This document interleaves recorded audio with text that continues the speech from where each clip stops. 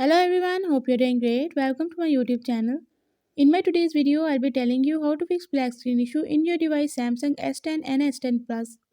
So if you're having any trouble like white screen and grayscale screen in your device Samsung S10 and S10 Plus, you can fix it by following a few steps which I'll be sharing with you in my today's video. But before that, hit the red subscribe button and the bell icon so you are the first one to know whenever I upload anything new. Now watch this video and you will learn how to fix black screen, white screen and grayscale screen issue in your device.